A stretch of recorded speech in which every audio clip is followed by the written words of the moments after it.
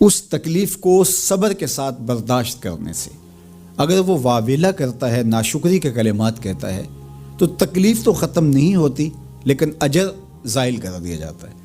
تو اس لیے ہمیں ہر صورت کے اندر صبر کے دامن کو مضبوطی سے تھامنے کی تلقین کی گئی ہے، اور اہل ایمان کو یہ بھی سبق دیا گیا کہ جب انہیں کوئی بھی مصیبت پہنچتی ہے تو وہ کہتے ہیں انا للہ و انا الیہ راجعون، کہ ہم اسی کے ہیں اور اسی کے حضور پلٹ کے جانا ہے۔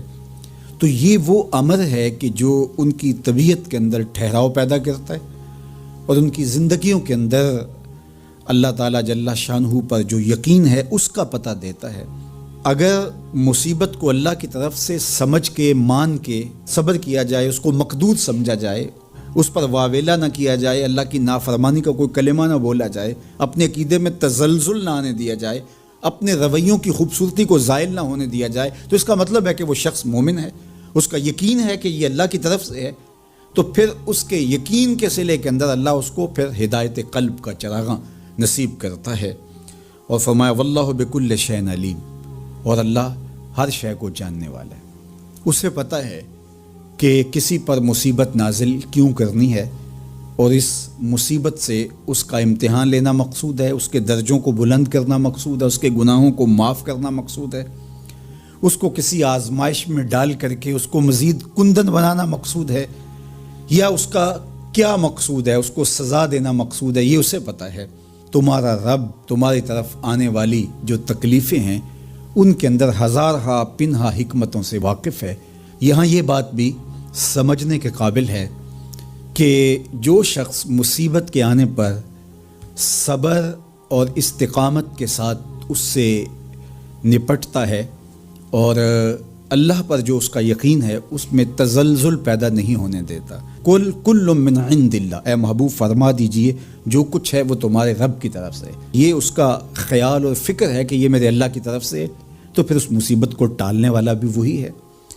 تو اگر یہ اس کا عقیدہ پختہ تھا تو پھر وہ مالک کی دہلیز چھوڑ کے، مالک کی چوکھٹ چھوڑ کے کسی اور دہلیز پہ نہیں جائے گا، کسی اور چوکھٹ پہ نہیں جائے گا، وہ اس مصیبت کو دور کرنے والا مؤثر حقیقی اللہ کو ہی جانتا ہوگا اور اسی کے حضور دعائیں کرے گا، التجائیں کرے گا، کسی شرک کا ارتکاب نہیں کر سکتا ہے، اور وہ مالک کی دہلیز سے کبھی روح گردانی نہیں کر سکتا، بلکہ اس تکلیف کے آنے سے وہ اپنے رب کے ساتھ اور زیادہ جڑ جائے گا۔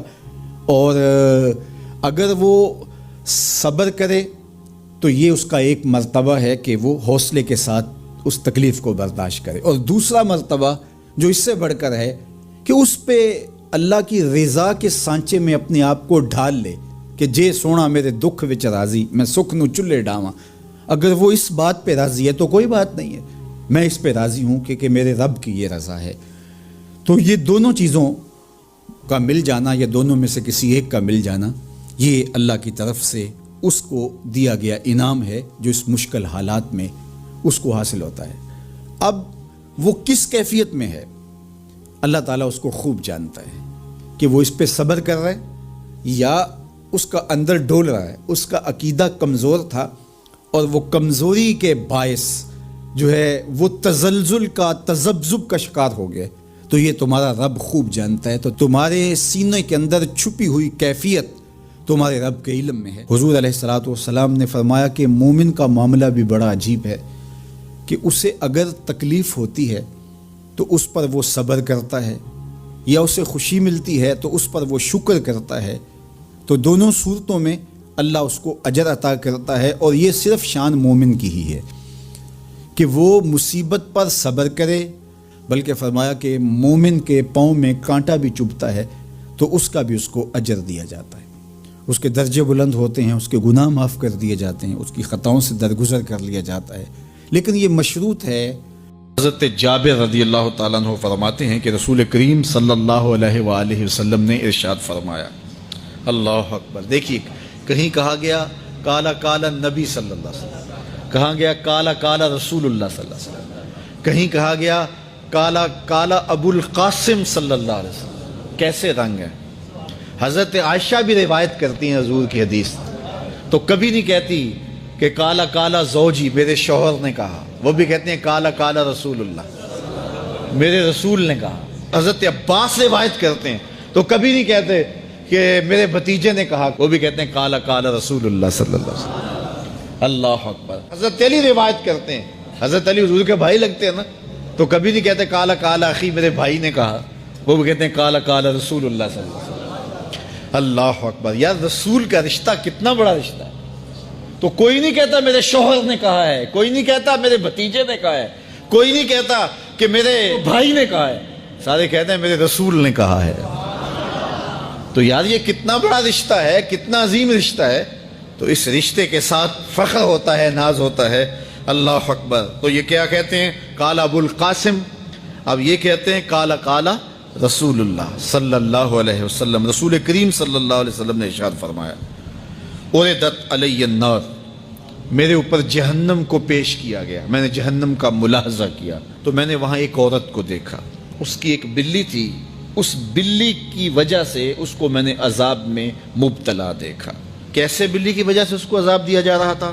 اس نے بلی کو باندھا ہوا تھا, قید کیا ہوا تھا, نہ تو اس کو وہ کوئی دودھ دیتی تھی, کوئی اس کو کھانے کے لیے چیز دیتی تھی, اور نہ ہی اس کو چھوڑتی تھی کہ وہ زمین کے کیڑے مکوڑے کھا کے اپنے پیٹ کی آگ بجھا سکے, یہاں تک کہ وہ بلی بھوک کی وجہ سے مر گئی.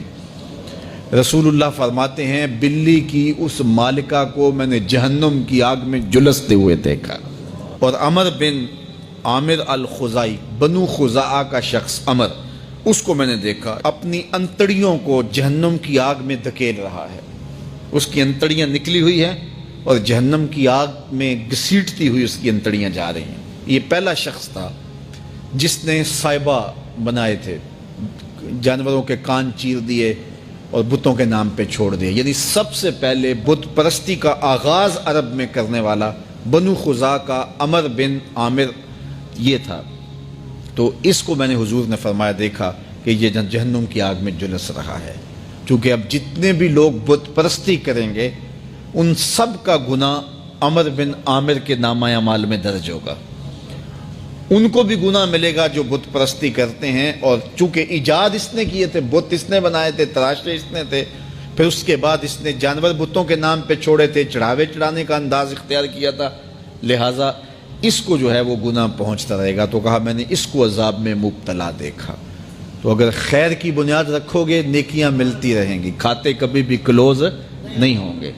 اور اگر برائی کی بنیاد رکھو گے قیامت تک اس برائی پر جو عمل کرتے رہیں گے اس کا گناہ بھی کھاتے میں پڑتا رہے گا.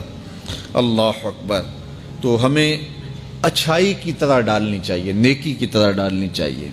آقا کریم علیہ السلام نے ایک موقع پر فنڈ مانگا تو ایک شخص نے اٹھ کر کے پیش کیا.